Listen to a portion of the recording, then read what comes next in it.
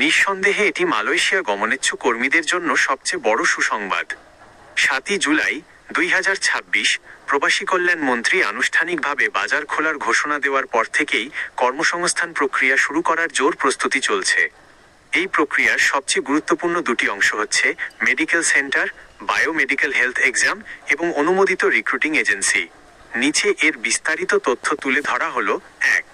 Medical centre বা biomedical তালিকা। Malaysia ইমিগ্রেশনের নিয়ম অনুযায়ী কোনো কর্মীর ইভিডিআর কলিং ভিসা আবেদনের আগে বেস্টিনেট এসডিএন, বিএইচডি এবং মালয়েশিয়া সরকার কর্তৃক অনুমোদিত নির্দিষ্ট ডায়াগনস্টিক সেন্টারে biomedical health examination, biomedical health exam করা বাধ্যতামূলক। বাংলাদেশে অনুমোদিত প্রধান মেডিকেল সেন্টারের কয়েকটি উল্লেখযোগ্য নাম নিচে দেওয়া হলো, যা সাধারণত ঢাকা কেন্দ্রিক এবং নিয়মিত আপডেট হয়।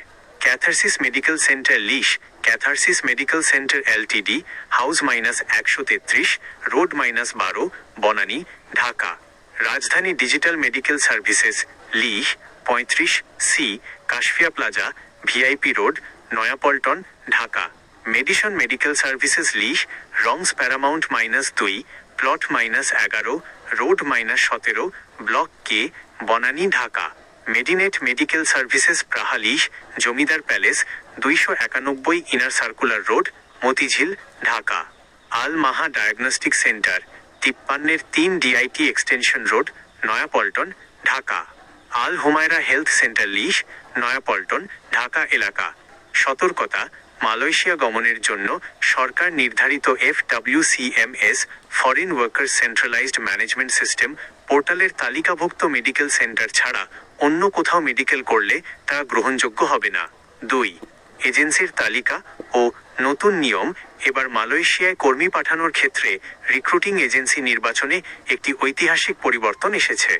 অতীতের 25 বা 100 এজেন্সির সিন্ডিকেট ভেঙে দিয়ে এবার বাংলাদেশ সরকার নিজেই বৈধ রিক্রুটিং এজেন্সি নির্বাচন করার দায়িত্ব পেয়েছে। সরকারি মাধ্যম BOESL 2024 সালের 1 জুনের আগে যারা ভিসা পেয়েও আটকে পড়েছিলেন 7873 জন কর্মী, তাদের মালয়েশিয়া পাঠানোর মূল দায়িত্ব দেওয়া হয়েছে সরকারি প্রবাসী কল্যাণ সংস্থা BOESL BOESL-কে। বেসরকারি এজেন্সি BMET অনুমোদিত সাধারণ নতুন কর্মীদের ক্ষেত্রে জনশক্তি কর্মসংস্থান ও প্রশিক্ষণ ব্যুরো BMET এর লাইসেন্সধারী বৈধ রিক্রুটিং এজেন্সিগুলোর তালিকা থেকে সরকার স্বচ্ছ প্রক্রিয়ায় এজেন্সি নির্ধারণ করছে।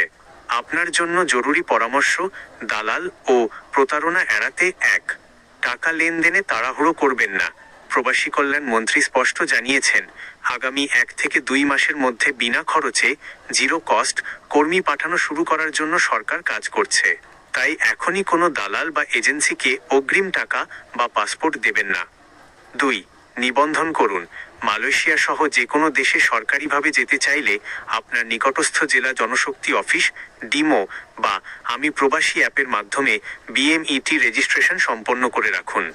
3. অনলাইন যাচাই। কোনো এজেন্সি আপনার কাজের অফার দিলে BMET এর অফিসিয়াল ওয়েবসাইটে তাদের লাইসেন্স নম্বর সচল আছে কিনা তা অবশ্যই চেক করে নেবেন।